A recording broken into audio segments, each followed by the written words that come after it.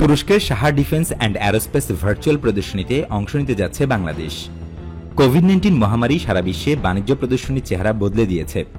এই প্রেক্ষিতে তুরস্কের নতুন প্রতিরক্ষা ও অ্যারোস্পেস প্রদর্শনী সাহা এক্সপো 2020 অনুষ্ঠিত হতে যাচ্ছে, যেটা ভার্চুয়াল প্রদর্শনীর ক্ষেত্রে আগামীর পথ দেখাবে। সাহা এক্সপো ভার্চুয়াল প্রদর্শনীর আয়োজন করছে Saha Istanbul defence and aerospace cluster. 9 থেকে 13 নভেম্বর অনলাইনে এটি অনুষ্ঠিত হবে এবং 3 শতাধিক প্রদর্শনকারী এতে অংশ নেবেন। তুরস্ক ও সারা বিশ্বের প্রতিরক্ষা খাতের কয়েক হাজার পেশাদার এতে অংশ নেবেন। থাকবে বাংলাদেশেরও উপস্থিতি।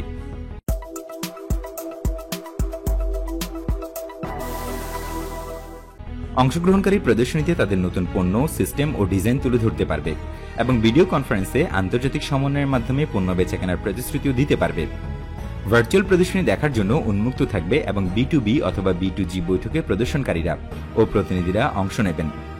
সাহা এক্সপো ভার্চুয়াল প্রদর্শনীতে উত্তর ও দক্ষিণ আমেরিকা, ইউরোপ, মধ্যপ্রাচ্য, উত্তর ও continent Africa, Russia, Ukraine, Pakistan, Bharat, Malaysia, Indonesia, Bangladesh এবং আরও অনেক দেশের কোম্পানি ও সরকারের প্রতিনিধিরা B2B অথবা B2G বৈঠকে অংশ নেবেন। আয়োজকদের দেওয়া বিবৃতিতে এই তথ্য জানানো হয়। ভার্চুয়াল এই প্রদর্শনীতে ভিজিটররা কয়েকশো প্রতিরক্ষা কোম্পানির পণ্য ও সিস্টেম দেখার সুযোগ পাবেন। এদের মধ্যে AKI-NCI আনম্যান্ড কমব্যাট ভেহিকেল বা UCAV, T-129 attack helicopter, Altay main battle tank, Bayraktar TV-2 UAV এবং মিসাইল সিস্টেম দেখতে পারবেন এবং এগুলোর ব্যাপারে বিস্তারিত তথ্য পাবেন। তুরস্ক ও বিশ্বের প্রতিরক্ষা শিল্পের পেশাদার ব্যক্তিরা ভার্চুয়াল প্রদর্শনী দেখবেন। প্রদর্শনীতে যেসব কাজ করতে পারবেন, বিভিন্ন কোম্পানির 3D মডেলগুলো পরীক্ষা করা যাবে, যেগুলোর সাথে ভার্চুয়াল রিয়েলিটি প্রযুক্তি রয়েছে।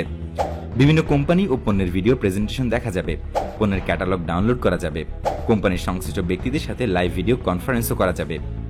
নিবন্ধিত ডেলিগেশন সদস্যরা অংশগ্রহণকারী কোম্পানিগুলোর সাথে ভিডিও বৈঠকের জন্য অনুরোধ করতে পারবেন এবং সফটওয়্যারের মাধ্যমে তারা পরস্পরের সম্মতিতে বৈঠকের সময় নির্ধারণ করবেন।